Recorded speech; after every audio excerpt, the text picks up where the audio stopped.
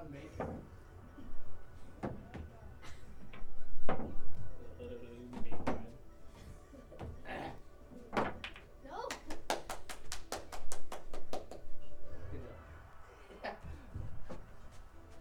Round of applause.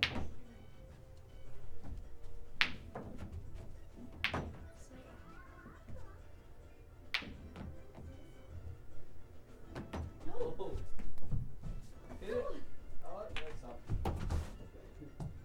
Ooh, good shot.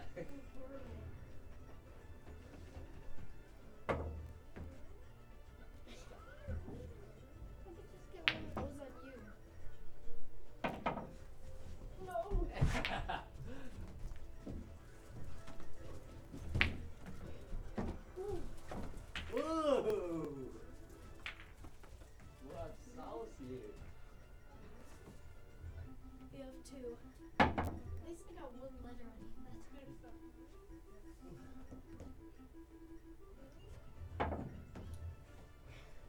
Good job. Oh! Yes. Set it up.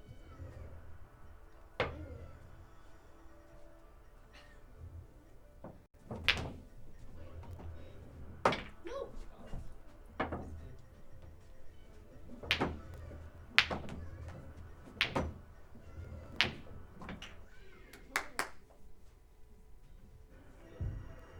You can say I'm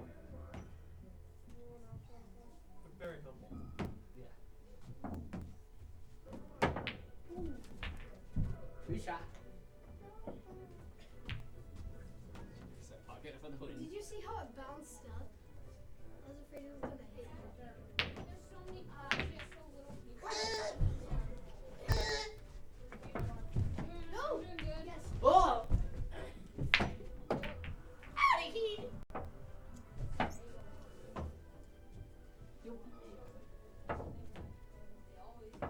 Dodged it. Graveyard.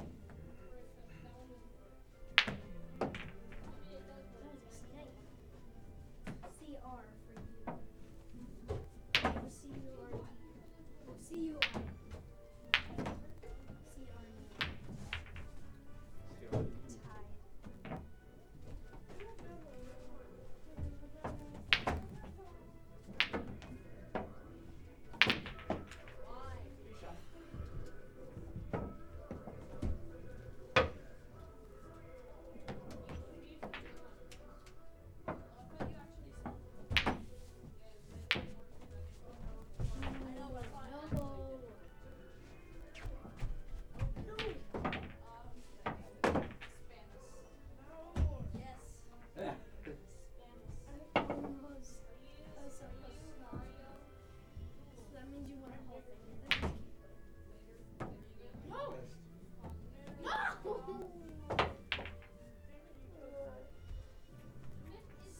Don't react. This shoot. Don't react. This shoot.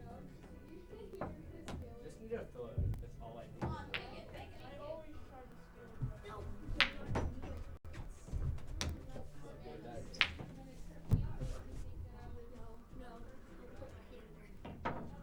Okay, that's stop.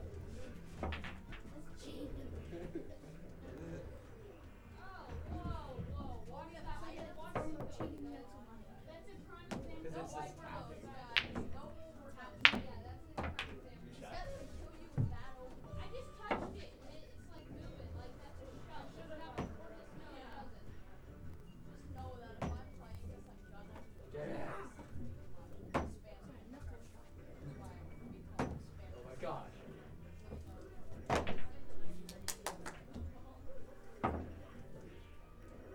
Oh, that's a bomb. Get out of here. Headshot. Nice. His items are making me so confused.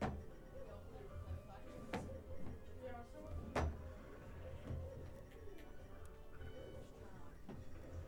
Done with this. I didn't know. Giant No. Oh yeah, that's a cooler right there. You, that's what I thought. Like, this raised you. Oh, raised? God, yeah, you hit that. I don't want that. Oh, that, I forgot that that's a song.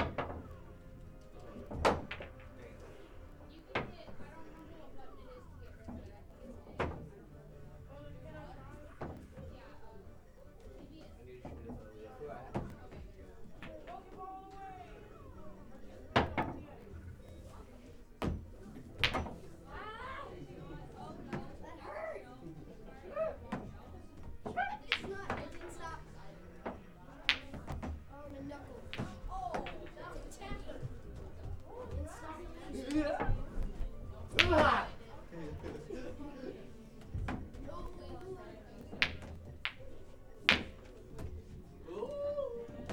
Yeah.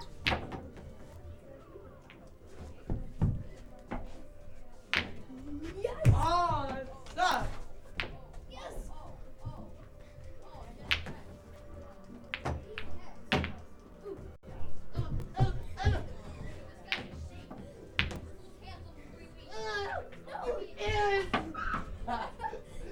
Waffle! That's you! You!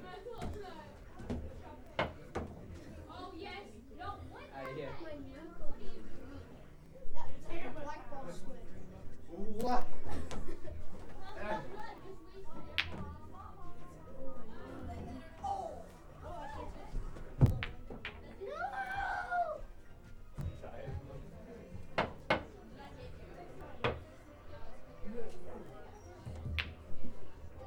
Floor shot. Yes. Yeah. Need a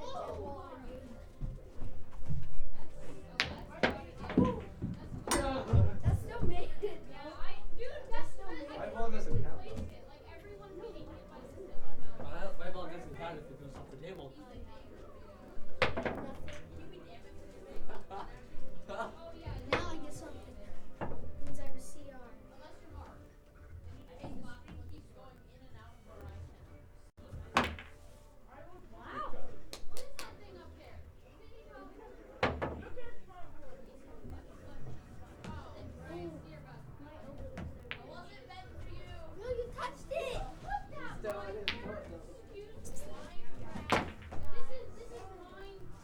No and yes. You back in. No. Oh no. I said you want milk? Overdose on those lemons.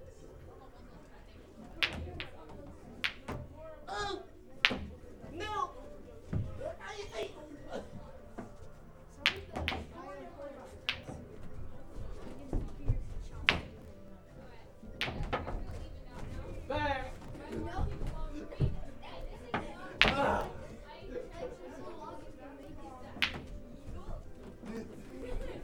Ah!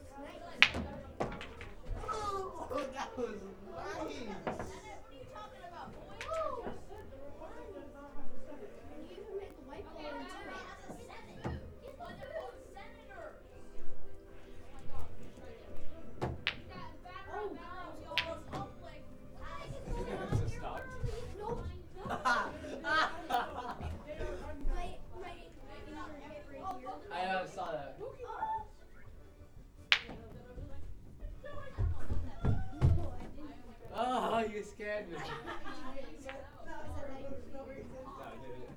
there's so many Pokeballs. No, the other way. Oh, so effective. Blah. Oh, yeah, man. Ah! Oh, I missed. Oh, it's not now. Oh, oh. You good? You good? Now I am. Well, Oh, let's go 1 to 10. 1 to 10. Yeah. 5. But don't do that again. I didn't get anywhere. It did Conk. Whoa. This wasn't a headshot. Oh, it hurt. I have been hit in Replace the head. your eyeball with it. I have been hit in the head today before. Whoa, that was a close It's the one. painfulest thing ever. He was like, oh. Oh, oh, I like it.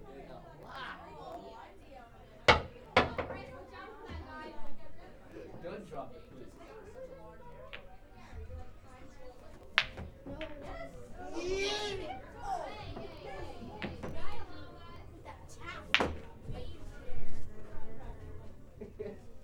But How did that even fail, try again. Fail, try again. Set you up, yeah.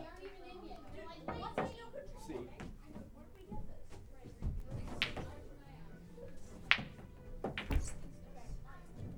Now we're tied. Oh no, you can't be Bob.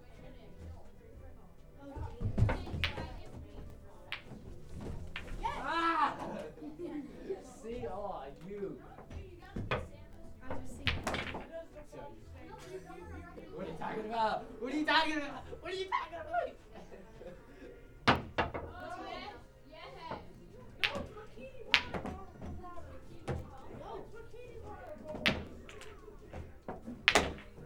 I win. We should play an actual game of pool. Cool. I don't play pool.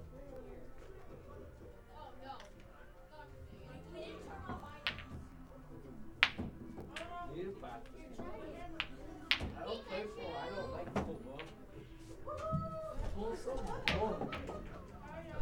No, you hit the ball with it. The stick. It's basically like crud, but with a stick. Good shot. Oh, yes, a little short. I want the Good shot. I want Darth Vader's little Good dagger. shot. Just a terrible. Oh!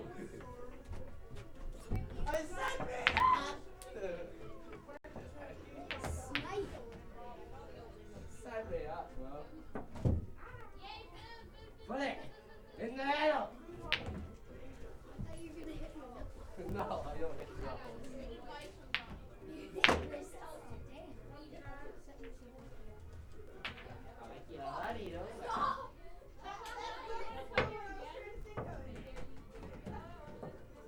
Gotta know what it means. Another one. Oh, Another one. yeah, we don't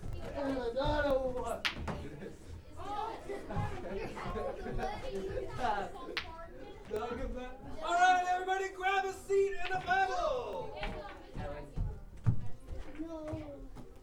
Yeah. Wow.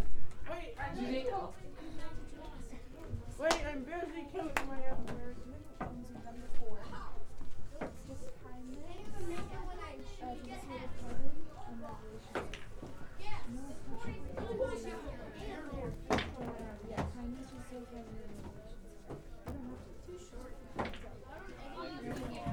Hunter!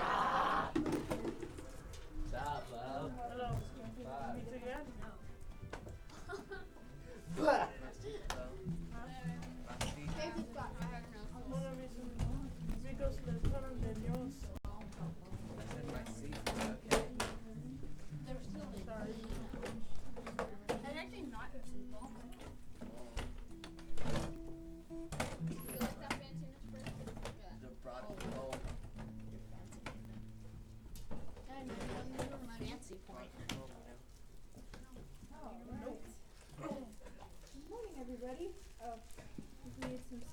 Daniel. Oh, maybe. And we added a red mic, if possible. Red mic? Yes. Already done. Beautiful, thank you. Alright, cool. I'm going to open us in prayer and then we're going to worship the Lord together. Lord, thank you so much, God, for bringing each person here safely this morning, God. We're just so grateful for your mercy and your love. We give you this time, Father. I hope that we just focus on you completely and we just worship your name, God. In Jesus' name, amen.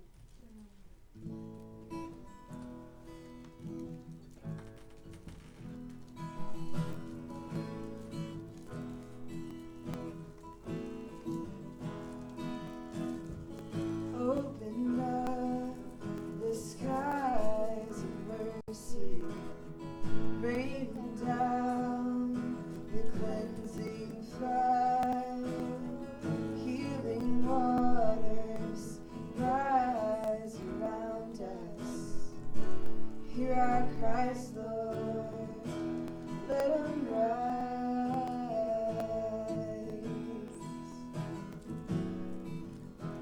Sing it again, open up the skies of mercy, rain down the cleansing flood, healing waters rise around us. Hear our cries, Lord, let them rise, and it's your kindness, Lord, that leads us to repentance. Your favor, Lord, is our desire, and it's your beauty, Lord, that makes us stand in silence. Your love is better than life.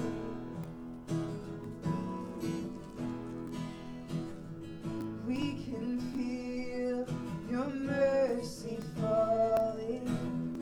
You are turning our hearts back again. Hear our praises rise to heaven. Draw us near, Lord. Meet us here, and it's your kindness, Lord, that leads us to repentance. Your favor, Lord, is our desire, and it's your beauty, Lord, that makes us stand in silence. Your love is better than life.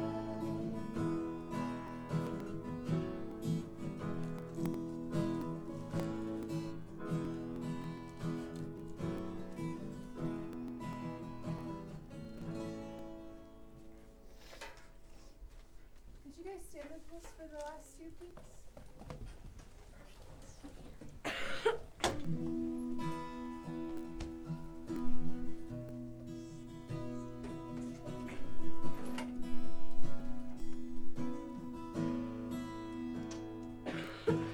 Jesus, Lord of heaven,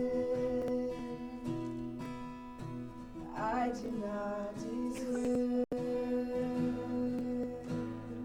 the grace that you have given, or the promise of your word. Lord, I stand in wonder at the sacrifice you made. Mercy be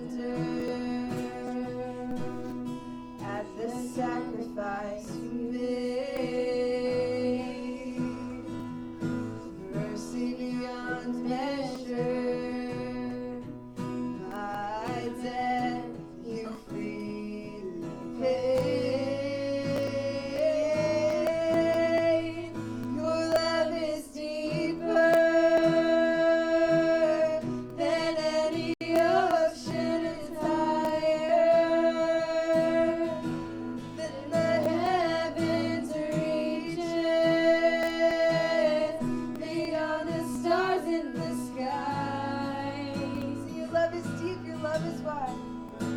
Your love is deep, your love is wide, your love is great, your love is high, your love is all we ever need, your love is all we ever need. Your love is deep, your love is wide, your love is great, your love is high, your love is all we ever need, your love is all we ever need. 'Cause your love is deeper than any ocean, it's higher than the heavens reaches, beyond the stars in the sky. Jesus, your love has no bounds. Jesus, your love has no bounds. Jesus, your love has no bounds. Jesus, your love has no bounds.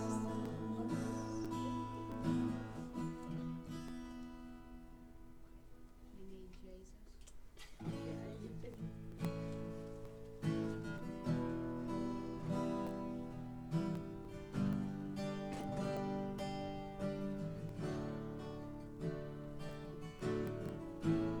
Worthy is the Lamb who was slain. Holy, holy is He. Sing a new song to Him who sits on heaven's mercy seat. Sing that again. Worthy is the Lamb. Worthy is the Lamb who was slain. Holy, holy is He. Sing a new song to Him who sits on heaven's mercy seat. Holy, holy, holy is the Lord God Almighty, who was and is to come. With all creation I sing praise to the King of Kings. You are my everything, and I will adore you.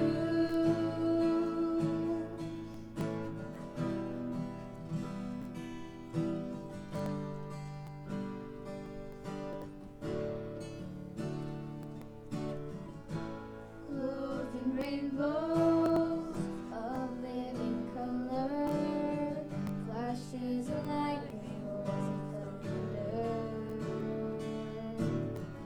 Let's sing in honor, strength, and glory and power be to you, the only wise King.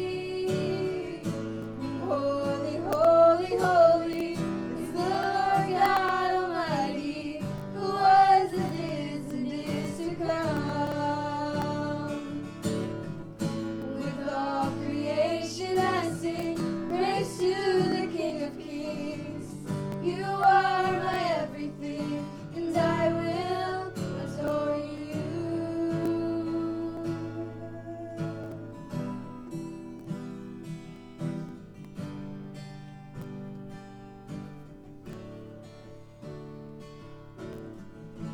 Filled with wonder, awestruck wonder, at the mention of your name. Jesus, your name is power, breath and living water, such a marvelous mystery. Yeah. Holy, holy, holy is the Lord God Almighty, who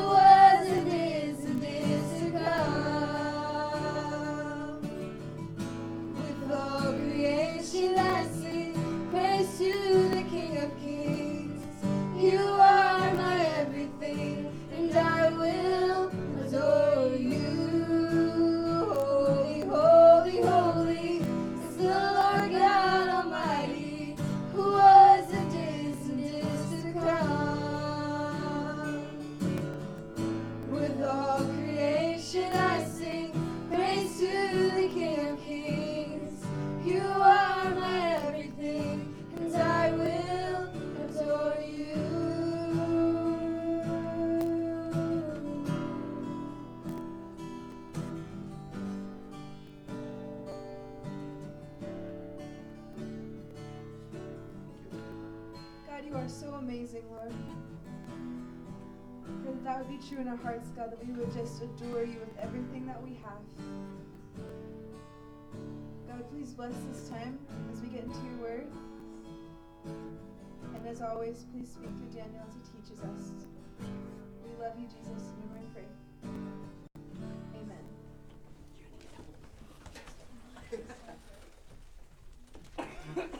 Thank you, girls.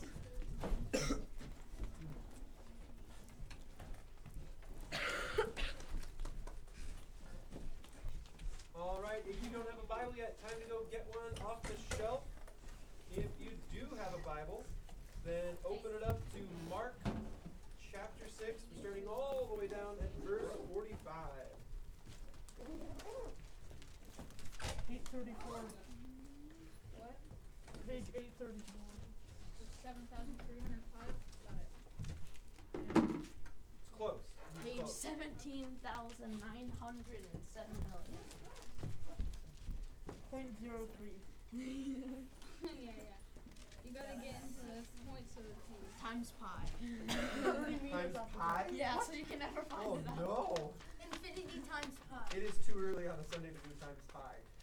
Yeah. And especially It might be about ATI time to eat goes. pie. school. Infinity times pi.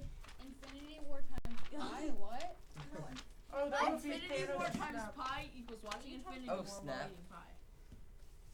All right. Wow. Before we get too far into today, we're gonna pause and take a minute to talk about the fire that's going on. Oh. It's kind of a big deal. If you don't live up where the fire has taken place so far, it might not seem like as big a deal to you as it actually is. So here's our map. Here's Chico over here. We're right here. That's our church building right there. Holy cow! How did you just get there so We're fast? close This is actually You have a awesome. little drone out there, you know. Yeah. Yes. I pay lots of money for Google's drone to go where I tell it to. Yep. All right, so Really fast. Is that my car? If it's fast enough, don't you think we would hear Hey, it? that yellow one Holy was my cow, it's friend's going so car. He's here fast. today. yeah, Why don't you it's a just hyper put it zone. on Dude, the that wall? like miles. All right, guys. So there's Chico. Yeah. There's Paradise. Well, not anymore. Paradise. Well, There was Close to the paradise. range. Well, not anymore. Paradise There has was. like 3 main roads, kind of a big triangle. Had 3 main Oh, roads. come now. Da-da-da-da. Had. Now I hope you guys know the reason they're joking. Don't take this to heart. Realize this, okay? The reason they're joking is because the guys who are being the most boisterous in joking, they've lost their house. Yeah, we don't have a house. So they're not making light of other people's homes that were lost. They're making light of something that's pretty sad for them. Yeah. So real quick, if you had to evacuate, raise your hand. Okay, so you guys who had to evacuate, and then keep your hand up if your house is gone. So be praying for these guys. Be praying for those who had to evacuate. Say again. I'm raising my hand for Logan. Yeah, Logan Ford. If you guys remember Logan, His house is he's gone. missed last week I think because he was sick, and now this week he's missing because he's out of town now with his family, right? He's in Reno because Maya can't handle all the smoke. Oh, I bet. with her Yeah. asthma. So, anyways, I can't got for you handle guys. I couldn't go outside without a not gas mask. all of the map data is in one place and easy to pull up. So we're gonna pull up a few things for you guys. The first one is a list of all the people we know that had to evacuate. Most of the people on this list have lost their house. Most of the people on this list, it's been confirmed. We have a picture of their property and there's no house there anymore. So be praying for these people. If you see someone on there you didn't realize was up in Paradise, or someone you didn't realize was, has lost their house, know now and just start praying for them immediately. These people don't know what's coming next. Some of them have somewhere to stay, some of them don't. Some of them have been bouncing back and forth, some have been in a car or a trailer. So they're all over the place. Some of you, your name might be on that list. This is day 1 of the fire. So there's Chico. Paradise is right there. The fire started here. This shot is about 4.5 hours after the fire started. It started up here, and it didn't really go in every direction like a normal fire would. just went in the direction the wind was spreading it, which was straight at paradise. All this other fire up here and other fire down here was like side spread. The fire went straight at paradise. This is why it was such short notice. This is why it was so hard for people to get out in time. Mm-hmm. It is very unusual for a fire to start in one place and go in a straight line. That just doesn't happen under most circumstances. So this was Thursday. This was as of Thursday night.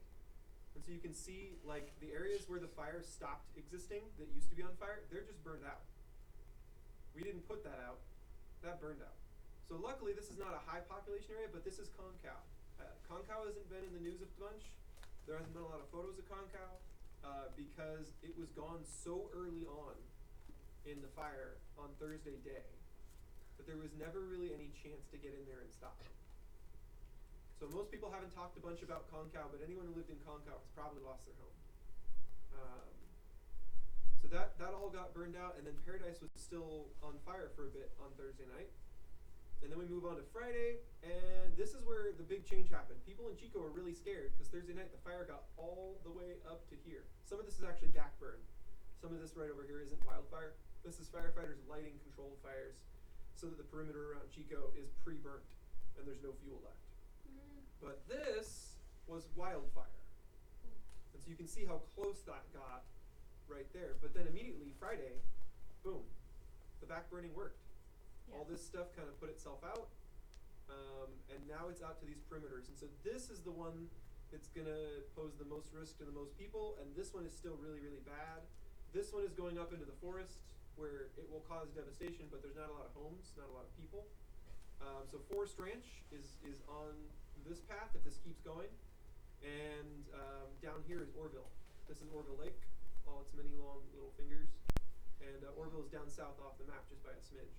And so then by Friday night you can see not as much change, and this is the total godsend, is that the winds quit. And so like the difference between Thursday and Thursday night is pretty huge. The difference between Friday and Friday night is almost nothing. That's how little wind there was. So keep praying. Today's the day when the wind is supposed to pick up, but God can do whatever He wants. You know, it's up to Him. I also have a fancy schmancy graphic to leave up. This is like the fire on loop, so you just kind of see its growth. Is it not going to play now? Of course it's not. What are you doing, Matt?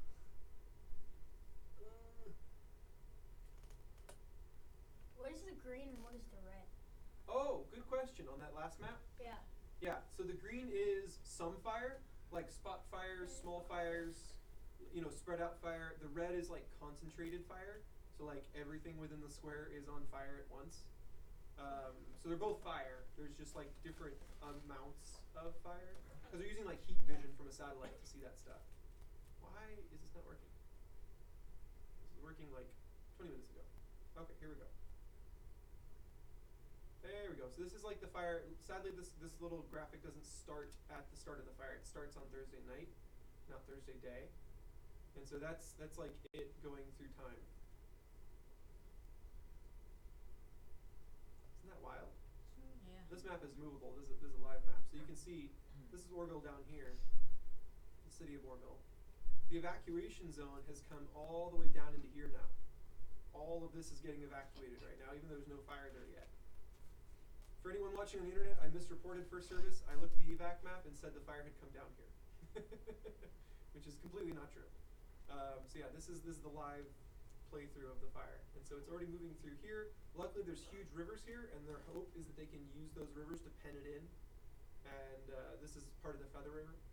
Hopefully, we can keep it in this little pocket here, and it won't come down into Berry Creek. But Berry Creek is evacuated. They don't know what's going to happen. So Berry Creek residents are told to get out. And there's another creek up here, I think like Bush Creek or Bucks Lake. Somewhere between, there's like a Bush Creek or something. That's evacuated. So still lots and lots of people that are going to get displaced. Even though Paradise was a bigger town than anything like Berry Creek or Bush Creek, there's still a lot of people that live out there. I used to live in Berry Creek at one point when I was a kid. So, anywhoosie. That's the fire, and it is still ongoing. It is still a big deal, and if you haven't been touched by it personally, I just wanted you guys to be thinking about it actively today in a what can I do sort of way. Johnny, what's your hand up for? Well, My my uncle, he lives in San Francisco. Apparently, the smoke was just as bad in San Francisco. That's how far. Yeah. Yeah, the wind within was the actually first- blowing that direction to Yeah. get the fire to Paradise, and while it was still blowing that direction, if you do a beeline, kind of like this, you'll eventually end up in the Bay Area if you just keep going off the map. Yeah. So the same smoke, the same wind that brought it to Paradise, brought it right out to the Bay. Yeah. And it so there like- was people in San Francisco thinking there was a fire in the Bay Area because there was so much smoke. Yeah. They didn't actually know that the fire was miles and miles and miles away. Also, my grandma got evacuated up early on. Did she get to come stay with you guys? Yeah. Cool. Yeah, that's Emily's parents are staying with us right now. They lost their house too. So it's hitting a lot of people right now, and you guys know it's kind of a weird thing to wake up the next day and you don't have a house and you don't have stuff. You don't have what? A town. Yeah. The whole thing's gone. My or dad, you know, the town. At like- this point, there's people driving through doing videos, and you might see on a whole city block like one house randomly Yeah. still standing. But if they get to move back in a week, there's no one on their block. Yeah. They're living alone in their neighborhood. We know Safeway burned down. We know Grocery Outlet burned down. I don't know Yeah. about Save Mart or Kmart. But Save Mart is like okay, but it's damaged. it's Like gonna the be nuts hospital? to try and live in Paradise anytime soon because Yeah. what do you do Like last there? night or the night before or something, my dad went through Paradise because he lives up in DeSabla, Mm. so we don't think our house is gonna get burned, but we're not really sure. It depends. But he went all the way down through Paradise, and he said it was like World War III down there, like everything, just like cars, and he had to move cars out of the way to get Yeah, through. no, I've seen video of parts of the road where people got out of their cars and just ran. Yeah. And Oh, so there's yeah. like the lanes are blocked because the cars are just there and they've been burnt through by the fire. And They there's just a also- hunk of steel lying in the road. They found 23 people dead, Yeah. Yeah, up to 23 now. 19 of A which are lot. Paradise citizens. A lot of the people were just actually stuck in their car. They couldn't Yeah. get out. Yeah, those were the first ones they found. They were checking cars and sure enough people just stayed in their car till it was too late. Yeah. It's super sad, but the point is not to be sad and stay sad. The point is to use this and do something about it. So we're gonna look into Mark and we're gonna talk about this. I want you guys to know though that there's a board downstairs. It's got a big title across the top that says I could use or I could really use. And it's kind of like a needs board. If you have something you need because you've been evacuated or you lost your home, you can go put down what you need on the slip of paper, stick it on the board, and then for anybody in here who hasn't been evacuated, you haven't lost your home, go grab those and fill those needs. It'll have their name on it, it'll have contact info on the back, but check it before you take it home. Don't just grab a slip and walk out with it, because once you take that piece of paper, it is your responsibility to fill that need. So if you take it, you're in charge. You've got to go fill that need. So look through it. Figure out what your family can actually do and do it. Do something for these people because the board has never filled up so far, which is really cool. But that's not because we haven't got enough pieces of paper to fill it up. It's because people keep taking them. So go down there. Whatever's on there needs to get filled. And likely what's going to happen over the next few days is the needs that are still on the board when the weekend's over are going to be the hardest to fill needs. They're going to be the needs that really need filling, but no one had what it took. No one felt like they could fill that need. And so we're going to have to come together as a community and figure out how do we help these people that need so much because they've lost so much. A lot of people are Say again? Nate was saying a new home. It was Yeah, like it's on the these- board. I kid you not. Yeah. Someone put it on the board. One person says a place to stay for me and my family. Another one says a new house. And the truth is, not many could give you a new house because they wanted to. But there are those who can. And so if someone's in that position where they have no insurance, they have no savings, they have no help, they could still ask for that kind of help. And it's possible that they could actually receive it. You could get. But a it's worth chance sticking to- on the board. It's worth saying this is what we need, even if you don't think someone can fulfill it, because someone might. And they won't know who to give it to unless someone tells them. So check the board on your way out. I want you guys to talk about what's on there with your family and to pray about it. We're going to talk about it as we read through this passage, but don't just look at the board and think. Look at the board and pray. Don't just think, oh, we couldn't afford to help with that. Pray about helping with that. And get together with another family. Maybe the need is too big. Maybe they need a whole car and you can't afford that. Maybe you can get together 5 more families and you can all go in on a car and get someone a car. That'd be amazing. It would totally change someone's life right now that has nothing left. So, anyways, we're going to read through Mark chapter 6, starting at verse 45. And you guys are in the same spots. You get the same verses. They were here for first service in those same 2 seats. All right, so 45 and 46, you know the drill. Immediately after this, Jesus insisted that his disciples get back into a boat and head across the lake to Bethsaida while he sent the people home. After telling everyone goodbye, he went up into the hills by himself to pray. Late that night, the disciples were in their boat in the middle of the lake, and Jesus was alone on land. He saw that they were in serious trouble, rowing hard and struggling against the wind and waves. About 3 o'clock in the morning, Jesus came toward them, walking on the water. He intended to go past them.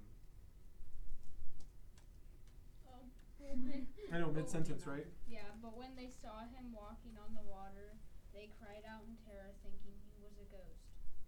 They were all terrified when they saw him, but Jesus spoke to them at once. "Don't be afraid," he said. "Take courage. I am here." Okay, pause.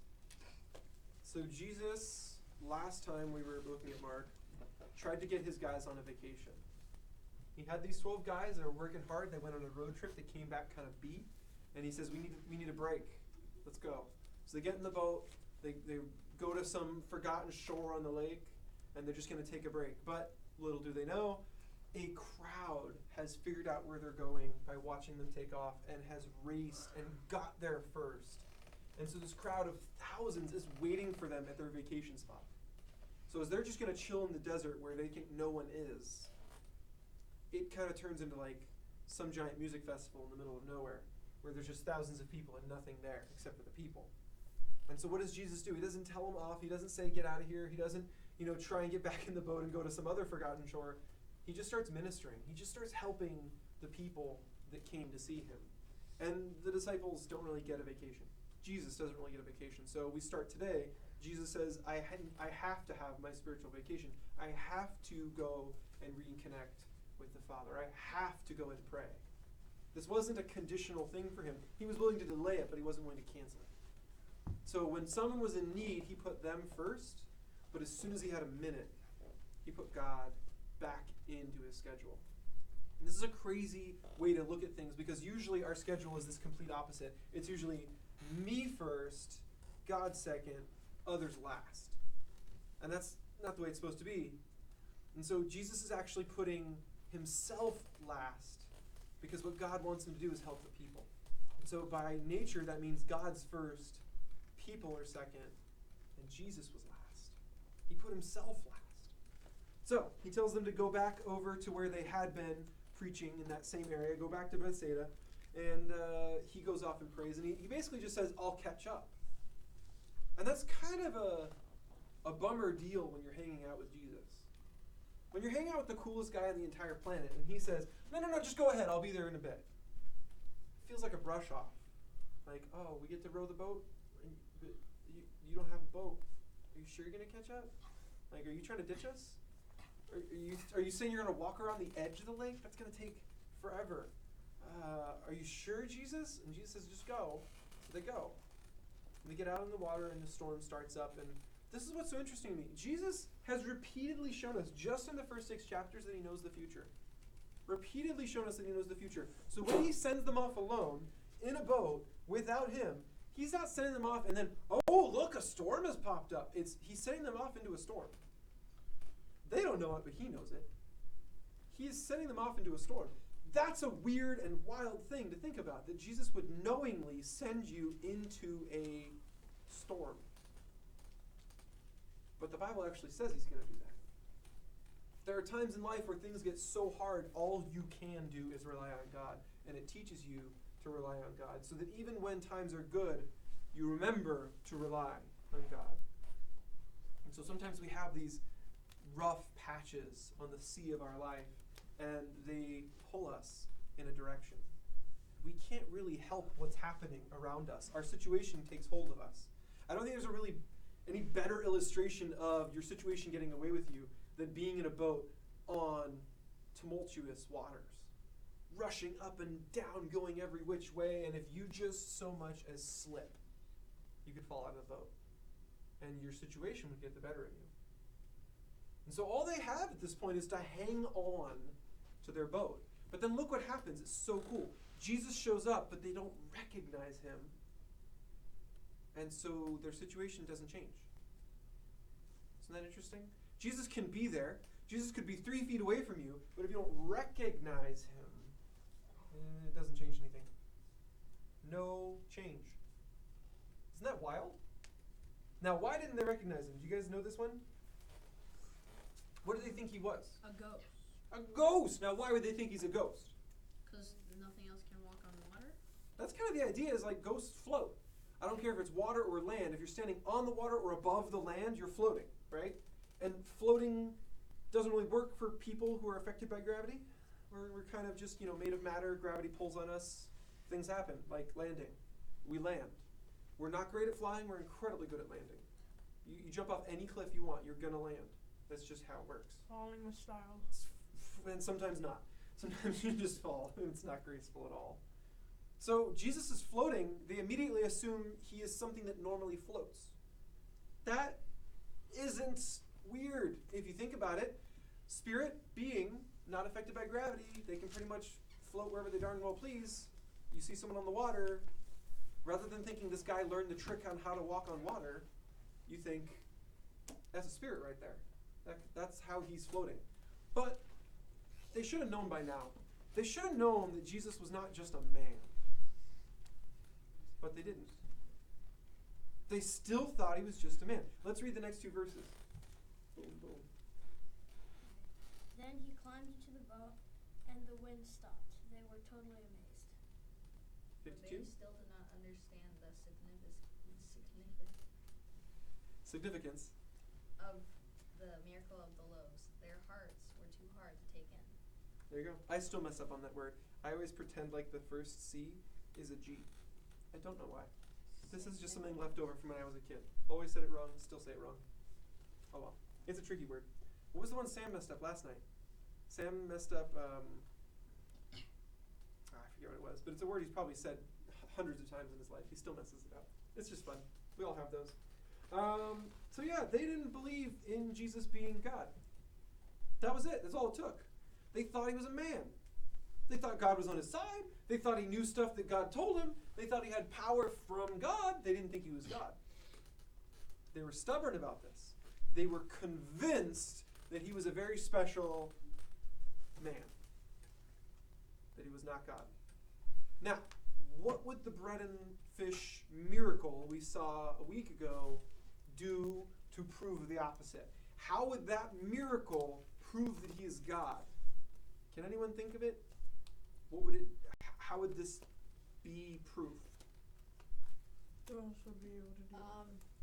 I wouldn't think it would be, because if I were them, I'd probably just think that God gave him that power too. Interesting. Like he was just Anything he does to prove he's God is really just proof that he's got power from God. yeah. That is interesting. Okay. Anyone else? Okay, so this is the idea. It's a miracle that has not hitherto, it has not up to this point, and I don't think it ever will be, performed by a normal human. Not even with God's power. God never gave this miracle to someone to do. And it is the miracle of creation. Because he's taking bread that is this much, and he's making bread that is this much. And it doesn't matter how much flour you have, you can't pull that off. You can't have like a bucket of flour and a loaf of bread and do something weird and suddenly your bread is 2 loaves of bread.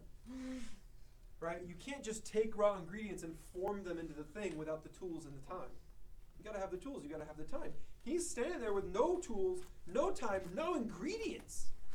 And he's just making bread for 5,000 families. I think that's a pretty important number when you consider that there's been 6,500 homes lost in this fire.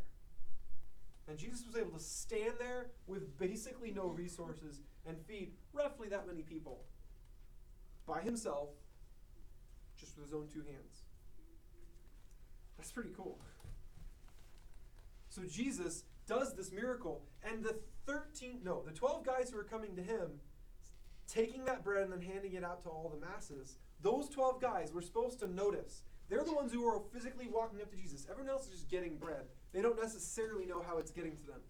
But these 12 guys are walking up to Jesus and seeing as he just is pulling off bread out of nowhere. He's just pulling bread out of thin air, right off a loaf that should be gone by now. They should be realizing he is creating. That was the point of the miracle, was for those 12 guys to wake up and go, this is not a healing. God has done that through the prophets of the past. This is not driving out a demon. God has done that through the prophets of the past. This is creation. And this hasn't been seen since creation, since he made the universe. The guy who made the universe is sitting in front of us. That's what they were supposed to realize. The Bible says that God made everything by speaking it into existence. That's a weird concept the more you think about it. It just gets weirder and weirder. He didn't stretch things out with his hands until after he spoke it into being. And then he might fiddle with it here and change something there, but he spoke it into being. Let there be light, and there was light. That's crazy. Let there be, and there it was. What did Jesus do before he passed out the bread? Does anyone remember that far back? What did he do? He prayed. He prayed. He spoke. Yeah, I was So gonna say. he speaks over the bread, and boom, there's plenty of bread. It's a wild thing. So Jesus passes out all this bread. They're supposed to realize this guy's God. They don't, because they're stubborn. Stubbornness, by the way, is just sticking with what you got. You were already thinking something some way. I think about it this way. I think this guy's a man. I think he's human. You stick with it. You don't move on from that concept. You don't grow it. You don't learn. You just stay stuck. So it says they were stubborn, and even as they saw him prove he was God, they're just like, it's like you said, it's just proof that he's still got power from God we don't know about. New powers. So they are out there, and he's near the boat, and they're scared. And that makes perfect sense. Because A, they don't think it's Jesus. They think it's a ghost. And if I had, one reason to be scared, because I think I'm going to die, and now I've got 2 reasons to be scared, I'm not going to get distracted. I'm just going to get increasingly scared. It doesn't help when you distract me with something scary. If you distract me with something nice, maybe. But not another scary thing. That doesn't help. Now, I like I said, my in-laws, my wife's parents, they lost their home, and they've been with us since the fire on Thursday. They've been staying at our house. And it's been a crazy thing, because we only found out last night that their house was for sure gone. Until last night, we just didn't know. We're just shrugging our shoulders as we hear about everyone else finding out about their house. One by one, all our friends find out. It's there, it's not there. It's there, it's not there. And we're just sitting there going, we don't know. They live on some branch of us off street. So no one was going down there yet. So no one had pictures, no one had video. We just didn't know. And they finally find out it's gone. But man, up until that point, I could totally get how it would be easy to get scared. The not knowing, the left in the dark feeling of which way is it is inherently freaky. Being unsure is scary. And out on the sea, you've been rowing for an hour and you've barely moved. You don't know if you're going to make it. At any point, some wave that's bigger than you just decides you go down now. And it just gets on top of you and pushes you down. That's it. You're done. You don't know. It's scary. And that's how life situations can feel. Sometimes a circumstance gets so big, we just feel like, I can't beat this. I couldn't lift this if it landed on me. And I don't know if it's going to land on me. It's just impending doom. Maybe it'll land on me. And so in this situation, when Jesus was near, it didn't fix anything. Just him being near didn't fix anything. It took them knowing who he was, and it took him getting into the situation, getting into the boat with them. When Jesus got in the boat, boom, peace. Fears were gone. At that point, they weren't thinking, oh no, a ghost has got into our boat. At that point, they were going, oh, it's Jesus! And he's in our boat, and now everything's fine. Now, what was the difference? He's outside the boat. They don't know who he is. He's inside the boat. They do know who he is. The difference is recognition. And then that simple little thing where you invite him. Jesus, let me help you into the boat. Let me help you into the boat. I love that sort of picture. Can you kind of see it in your mind's eye? 12 scared baboons, men, in a boat, freaking out. And Jesus, the God of the universe, is strolling on the waves. He is walking. It doesn't say he was trudging. It doesn't say he was climbing up the waves. It says he was walking.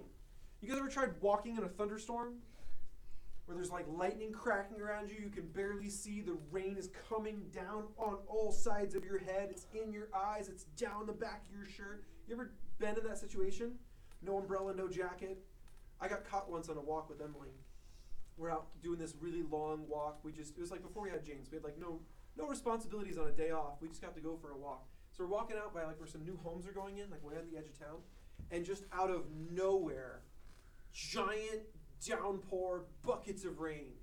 There wasn't even clouds like when we left the house. There was like sunset clouds. You know what I mean? They're pretty, they're far away. Now they're over our heads dumping buckets of rain. And like you couldn't just be normal at that point. Once the water is coming on you like a shower, you do things. Like you tip your head so it doesn't go in your eyes. You try and run from like this tree to that tree. And I just imagine Jesus walking on water in the middle of a storm had to look hilarious.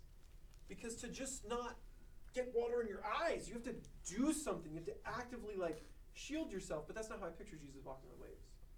He's the guy who gets in the boat and the storm disappears. So I picture him walking on the water like it's nothing. Like it's that conveyor belt at the airport. Easier than normal. That's kind of how I picture it.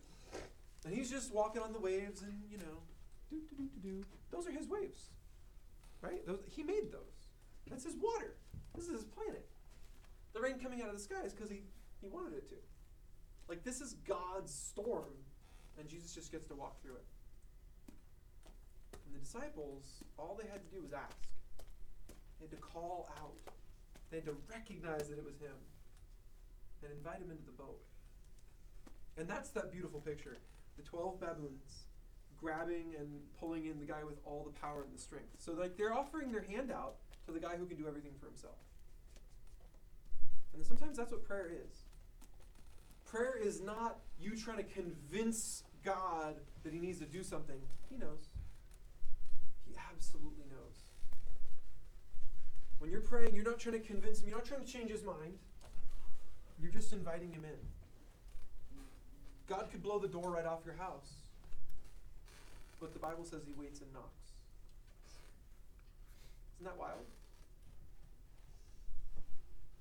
God could intrude into your life and barge in, but he doesn't. Like in Revelations, he will come like a thief. Yeah. It's when you least expect it.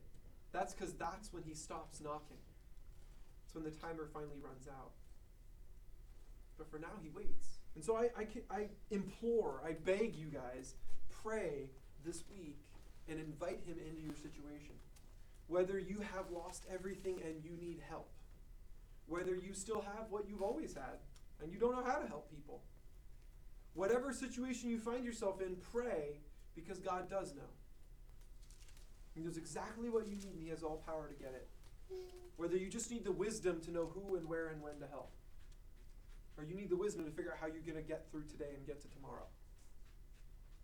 Whichever it is, he has it. All right, let's read the end of this story. Who do we leave off on? This guy who's missing. Okay, go for it. Oh, it's Nate. Yeah, okay, Nate. that works. Yeah. All right, so we're going to pick up on verse 53. After they had crossed the lake, they landed at Gennesaret. They brought the boat to shore. And climbed out. The people recognized Jesus at once. And they ran throughout the whole area, carrying sick people on mats to wherever they heard was. They heard he was. Wherever he went, in villages, cities, or the countryside, they brought the sick out into the marketplaces. They begged him to let the sick touch at least the fringe of his robe, and all who touched him were healed. Right on. All who came to Jesus for help got help. That's a simple, boiled down summary of the entire section there. All who went to Jesus for help got help. And it's still true today. It hasn't changed. He wants you guys to be the hands and the feet that go help those people, though. Sometimes you get to take someone in, you know them, they asked you first, it was easy. Sometimes, for a lot of us, we don't know anybody in Paradise that needs help. We have no one we already know. And it's going to be a different hurdle. If you want to take someone into your home, you're probably going to have to invite someone in you don't even know. And that's going to be weird. It's different when it's family in your house. You've got your grandma or both grandparents at your house, Johnny. No, she moved back, but Oh, she got evacuated and got to go back? yeah. Oh, wow. That was fast. Dang. Does she live in Paradise? Well, on the edge of it. Wow. That's crazy. That's cool, though. The But fire yes. was literally 3 feet burned out at her doorstep. She got to see, like, the black right there. Yeah. But her house survived? Huh? Her house survived though? Most of it. That's amazing. Yeah, when you take family into your house, it's a struggle, but it's not that hard. You know them. You've probably had them over at your house plenty of times. But to bring in people you don't know, it's hard. You got to get over that barrier in your head that just says, strangers don't come in my house. And go right on past it. But there's so many people right now. I don't know if you guys have been watching. The CDF has like a page, the California Fire Department has a page where it lists all the shelters. Every shelter but one right now is full. Really? And the only one that's not full is in Yuba City. That's crazy, right? Every shelter down to Yuba City is full. That includes shelters in Redding, in Orland, in Corning, in Chico. They're all full. You have to go to Yuba City.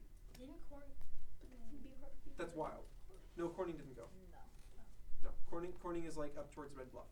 Oh. It's like north and west of here. Yeah. So my friends like parents, their entire family like didn't have time to evacuate, so they had to dig a hole in the ground, and the fire. They had like dug a really big hole, and the fire went around the hole, and like their house burned out and everything. They survived. That's They have an insane. underground bunker. Yeah. We know some people up in Paradise, the Wittens, who built their house with their own 2 hands. Like they bought the materials, they built the whole thing, and it took them 5 years. Took like all their life savings and all their time, and they were just like, they poured everything into the house. So when they heard everyone was evacuating, they just said no. And they stayed there with garden hoses and buckets and whatever, shovels, and they fought the fire around their property, and apparently they're still there. Apparently they did it. Just blows me away, because the speed the fire was going at was more than most firefighters have been able to handle. It wasn't until it started to slow down and the winds had died that firefighters have been able to fight it properly. So for people who aren't firefighters, who aren't trained, they probably don't have jackets and head masks and all that stuff. For them to do it, it's just like, blows me away that people have the courage and the wherewithal to do that kind of stuff. But apparently they do. Yeah, Bryce. One question. Did they like dig it with like a backhoe or something, or just shovels? Cause Hey, if your life depends on it, they man. must have done that fast. Yeah. Yeah, some people, Like Hollywood, they had like they an hour, dig and an 8 then feet grave and I was stuff. talking to someone last night. One of our past junior hires, I don't know if anybody here knows Isaac Robbins. Yeah. Some of you guys know Isaac? Yeah. So like he lives up in Paradise. Pretty sure they lost their home. I don't remember if they have pictures. Yeah, they have pictures. So they did. They did lose their Yeah, home. They're he sure. showed me one. But they were going to leave, and they knew they were close, and like they had to go, and they thought like it'll be here soon. And then as they leave their house, everything's on fire. So like they didn't realize it was down their street, but it was down their street. Neither did we when we Like left. when they left, they thought like it'll be here soon, not it's here, but it was already there. Yeah, that's what we thought. We were just taking precaution. The next thing we knew, Yeah. that little other fires that spread throughout, and there's like 5 different ones when we thought there was Yeah, they're only all over one. the place. And we almost got hit by a flaming telephone pole that crashed. Ooh. God gave Mom the signal to accelerate at the perfect time. You saw it go down over the back of the car? Yes, and the wire from it gashed the back of it. But Oh man. also, I know like these people are trying to save their houses, but it's not actually that good of an idea, not just because of safety, but also because if you use all the water pressure, then all the hydrants run out of water pressure. Yeah. Actually, all of downtown Paradise lost hydrant pressure. Oh yeah, no, the it's other day. totally a possibility, especially if pipes break. Yeah. If a pipe breaks, it's like letting a very large faucet run the whole time. Yeah. So yeah, it's a terribly tricky thing. The firefighters were very nice to them because they got stuck up there once they finished fighting the fire. Yeah. And they'd saved their homes. They were stuck.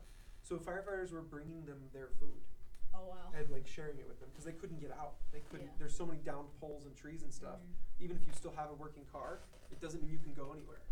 Yeah. You're still trapped until they clear all the roads and everything. Yeah. My dad's friend, he lost his house, but his aunt that lives like down the street, she got in her pool and waited it out. Wow. I think she had like something, but she waited it out in That's her pool. crazy. Yeah. You Mike Slade? Sounds familiar, but not that well. The guy which was leading Worship yesterday. Woodshop? Worship. Worship. Oh, on the left-hand side of the stage. My dad was on the left side of the stage, and in the middle of the stage was Mike Slade. Okay. Sure. The only thing. The one who's not your dad, because I know who your dad is. That's as much as I know him. I saw him on stage last night. That was it. The only thing survived at his house was his cause. It's lucky though. Not many people's cars survived. I did see Yeah. one picture where someone's house completely gone. You can kind of see the black rectangle where it stood, and then right next to it, a old classic car, like 3 feet away. Comedy. Cherry green paint job, just like beautiful, beautiful car, That was my- totally untouched, just like undamaged. It Just was like too beautiful. The fire was like, nah. Wait, Nah. Yeah, it was. that was him. oh, that was it, the green one. I had green comedy. Yeah, it was a beautiful car, but it's like, if I had to pick, I would have picked the house. Oh well. So At least you can in sleep this the in car. this time, as we continue to share stories, go give that person a hug.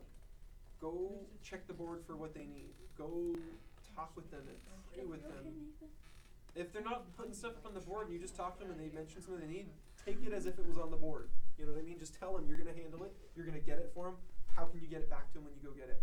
Maybe it's your stuff you can give them. Maybe it's something you can go down to the store today and go buy. Maybe today grab your family. Tell your parents you want to go on a shopping trip for someone who lost everything. And just go. Do it. Go get them what they need. But I think for a lot of people, and you guys who've lost your home can correct me if I'm wrong, the best thing you could have right now is someone who opens their home and just says, come live with us. Yeah. Yeah, we had someone do that Yeah. already. That's what we've been learning so far. How huge is that? Yeah. It's awesome. If you have to wash the same set of clothes every day while you sit in your underwear in front of the washing machine, like, you can do it. But if you don't have a house with a washing machine, Yeah. Yeah, I can't really do that. So getting something like a toothbrush or some new shoes is great, but if you guys have one bedroom, or you can cram you and your siblings into a bedroom and open one up, or they can crash on the floor in your living room or whatever, that's probably the biggest thing you could possibly do right now. Just let someone into your home. My little brother never uses his room, but he doesn't let anyone in it. I think now's a great time to put a lock on the door and don't give him the key. But he'll probably come stay in your room. I tried that. He almost hit me with a plastic baseball bat. That sounds like a little brother. Yeah. Sounds about right. Bro, those hurt. Then they don't You speak break. from experience. What type of plastic? Luckily, he doesn't know where the pipe benders are. That's very good. Yeah. So I just encourage you guys, do not take this lightly, but don't get down about it, because you guys have a hope in Jesus. That was the beautiful thing about Jesus walking on the water out past that boat, is that there was a hope in that man who could walk on a storm and not be fazed. And he got to share it with those people when he got in the boat. So when you get the chance to help someone out this week, maybe next week, I know for a lot of you guys, you have like 2 weeks of no school. How Yeah. crazy is that? I always have Everyone in school. Butte County. Yeah. Anyone in Butte County, I did Until find the out, apparently I'm 26th. dumb, and I didn't know Orland wasn't in Butte County. So. Wait, Orland doesn't do Yeah, that. right. Okay, so I didn't know this either. So if you go to school in Orland, you What do you mean? probably still have school. Sorry, guys. Anyways, Orland is in Orland County. no, it's Glenn County, but close enough. Orland. It's Orland County. That does happen. There are counties where the city is the same name. Los Angeles County, Los Angeles. Yeah, Yuba County. They should have The like city of Yuba California County. Yeah, County or like. yeah. Alright, so anyways, Yuba County. when you guys get a chance to go talk to someone who's lost something, when you get a chance to help someone who's lost something, give them some hope. This situation that they find themselves in, this environment, this happenstance, has very little hope in it. There's so little hope in the what's happening, but Jesus has a lot of hope in the what's going to happen. And he has that hope to give you. It's not just like Jesus is the only guy who can walk around with hope. No, he wants to share it with you. He has plans for you. He has plans for this whole community. He has a future in store. And there's the hope of heaven. An eternal hope that passes beyond all of this temporary stuff on this planet. So when you get a chance to help these people, please take it and share the hope you have in Jesus. Whether they know him already or they don't, it's going to help them to share that hope with them. There is a future. Jesus is in charge of it, and he wants you in on it. Share that hope with these people. Let's pray. You nailed it, man. Well done. Perfect. Jesus, we thank you for the hope that we have in you. We thank you for the book of Mark as we looked into it today and we saw that you have power over all circumstances. Help us, Lord, to trust in you despite our circumstances, knowing that they have less power than you do. Help us to trust in you even as we see circumstances continue to unfold in a way that we didn't want to happen. Help us, Lord, to find our peace in you, knowing that you have great plans for us. Help us, Lord, to put our hope in you, and not just in this temporary place we call earth, but in the eternal place you call heaven. Help us to put our hope there so that nothing can shake it. Lord, give us strength, give us wisdom, as some of us have already lost things, and many of us are going to come into contact with people who've lost things. Give us that wisdom to know what to say and what to do in those moments. Give us the courage to go beyond what we thought we could do. To open our homes in ways we didn't think we could. To give up what we didn't think we could give up. To give what we didn't think we could give, Lord. Help us to go beyond ourselves and to reach into you. To find our motivation, to reach into you, to find the courage. Lord, to reach into you to find the resources we didn't even know we had. As Jesus showed he can pull bread out of nowhere, Lord, just give us moments where we can shine for you. We can share your love and your hope with people, even when we already feel empty. With our heads bowed and our eyes closed, if there's someone sitting here this morning and you've never said to Jesus, forgive me, you want to do that right now? You've never said to him, I want to be a follower of you. I want to give my life to you. Please forgive me and give me that eternal life that only you can give. If you want to say that this morning, you want to talk to Jesus and ask for that, I just ask you to raise up a hand. Jesus can see your heart right now. He knows what you're going through.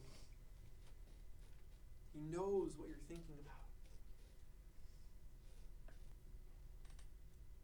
And so if you need that right now, just raise your hand up, because I can't see inside your heart. I can't see what you're thinking. So if you put up that hand, I'll pray with you. I'll help you with some of the words, but you can talk to him. You can ask him for that forgiveness. Anyone this morning? Lord, I thank you for these junior hires, every single one of them. Bless them as they go. Restore them. Keep them strong in this strange and difficult time. Help them be a light to the people of Chico.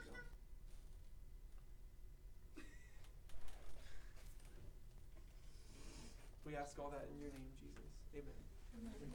All right, for Is that serious? someone's ring joke? For serious? That's my ring. That's my fault. Caleb. Again? Caleb. You have to have Which one? It's not mine. Mine is. Caleb. Ah. What? Okay, I'll play one round. And I'll go play that. I was just dumb case we need to play night one. This was yours? Ice cream.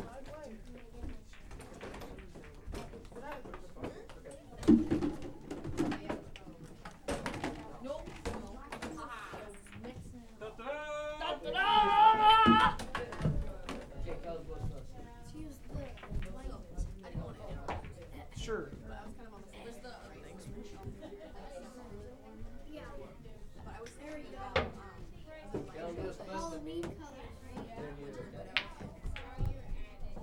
oil and the flowers kept on.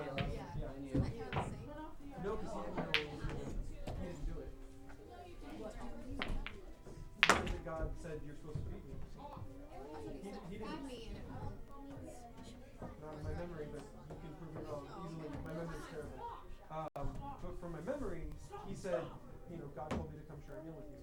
But so close. In a way, God was doing Right, so like in the one instance, it's Jesus' hands that are the medium by which the miracle occurs. In the other, it's a sealed container that no one's touching and no one's looking at. Like you put the lid on, and then the next day, while you weren't looking, more was put in there. So clearly God worked in that miracle. Whereas like Jesus is using his hands to break his bread. He is the hand of the miracle. Yeah, so, and that's just it.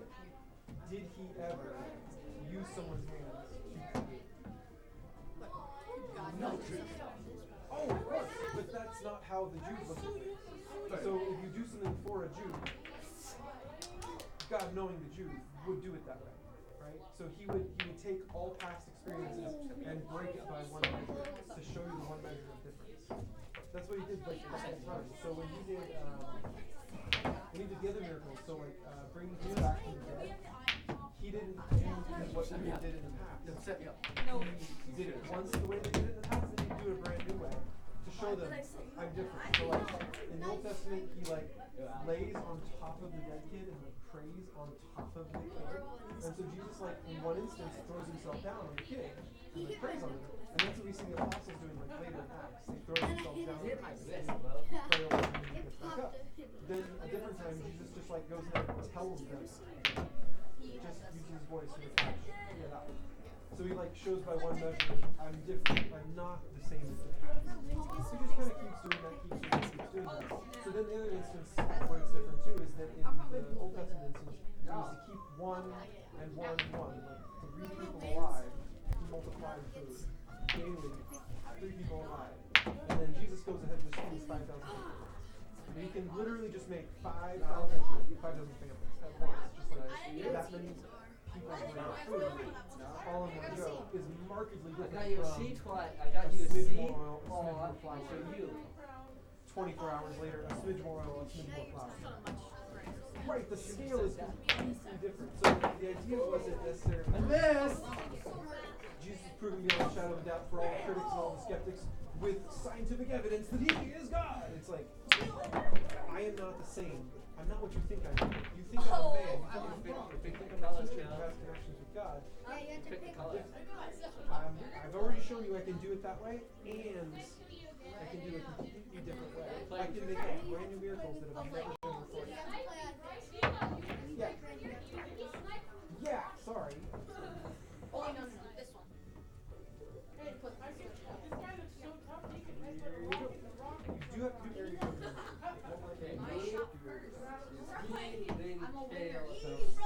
Caleb, A lot of that is just my I didn't think it interpretation. was worth interrupting thing more, but That's fine. I was also thinking it's kind of funny how many times I have another slide off. I don't know my kids but when we were leaving I guess Thursday, that was my daughter was like crying. Are we gonna lose everything? Let's go!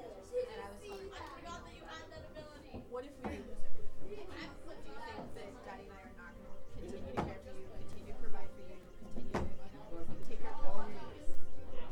Like, and I was just saying, like, this is not for you. So, and I just, like, right in that moment, I felt like that was I did actually get him saying that to you. I have that I've always taken care of you. Do you think I'm going to stop now? It's cool how many times as a parent that God speaks to you directly through your own mouth. I think that's, like, it's amazing in the ways that it happens because you don't see it coming, but I think that's been the intention. The whole human history was to have parents look at their kids and go, oh, just like their whole life they're learning. Thank you. Did you get it?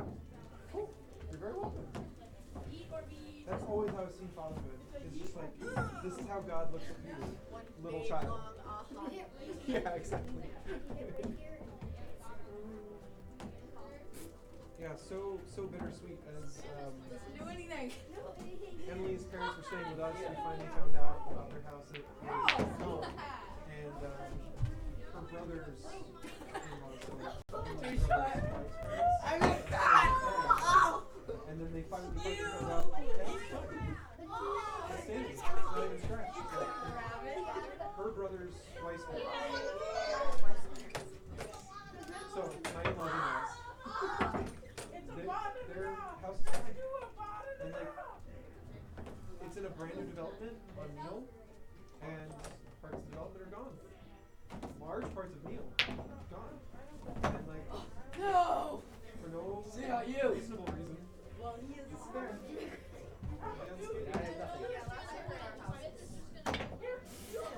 Yeah, I don't think it. I haven't actually been to your house, so I don't know for sure. But you're down like taking on the Orville area. It's right, like, if you go past Cuneo College and then turn up Clark, like, kind of in Paradise. Oh, you're up, Clark. Just I thought you were ways. down. Oh, We okay. used to be. We were living in an RV on secondary land in Morville for a while. So you moved. Okay, this is making sense because that's where I thought you were. Yeah. Which actually now our property's looking like, there's just barely any space. But you have somewhere. You have a house up Clark. Yeah, yeah. Before Paradise. But Yeah. just starting. A little risky. Yeah. Because I think some of the things got down since like college. Probably for the wind, right after it started, because we're kind of, as we're starting to go up the hill, and there's hills coming down like this, so there's Yeah. a little bit of a valley. You where can Clark kind of was. see the valley a little. Yeah, and so right there in the crack, we see the smoke come in. The kids were like, "Mommy, there's smoke up there." I was like, "Oh yeah, there must be a little fire up there." It was just like, "No big deal, it's fine." We're in Butte County. You see smoke all the time. Yeah, yeah, and then it just, you might be the darkest, thickest smoke I've ever seen. A lot of the Paradisians said the big difference. Her parents said it. I heard Robin say it. The big difference was you see smoke, you're like, oh, there must be a fire. Maybe you'll turn on the news. Maybe you'll see if it's close. But then people started hearing the fire, and like that had never happened. They never heard the fire before, and it sounded like you were at the ocean, just like a non-stop, just constant. And then you're wondering what it is. Is that a fire? No. And then you hear propane tanks going off. I thought you had to do it before. Yeah. And then they're like, okay, it's time to leave. There's no evacuation yet, but it's time to leave. Yeah. Yeah, we were there That's all the way different. into the early afternoon, trying to decide whether we should go, but we actually couldn't have left for a long time because Clark Road Packed up. backed up, just barely moving for the longest time. By the time we actually saw the flames, like coming towards our property, Clark Road was moving. Okay. So we were able to leave in. Where are you guys staying right now? In base. Oh. Back in Cuneo. Oh, okay. Yeah. And my parents and my other brothers, Sarah's half. Yeah. Most of my other family came too.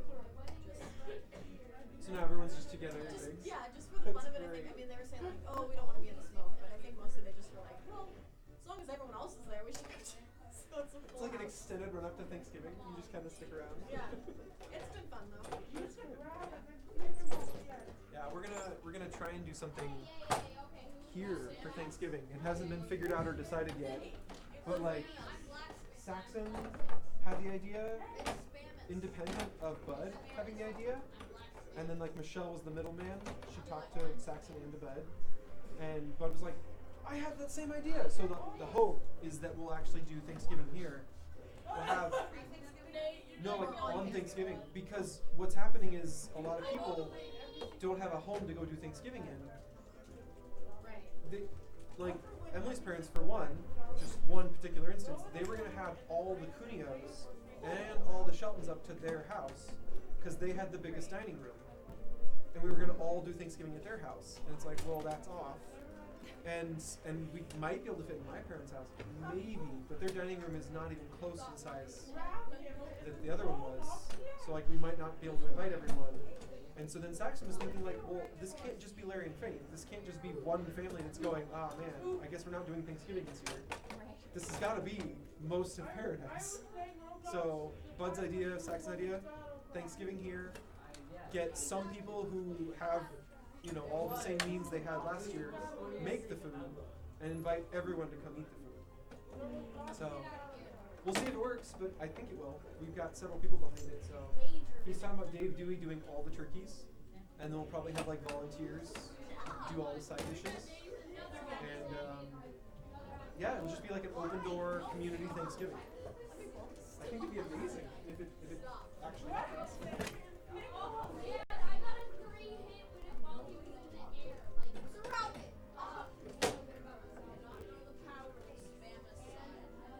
My kids are pretty bummed because they homeschool, and one of the first things I loaded up when we started back. Nice. Yeah. That dog. Why don't you just like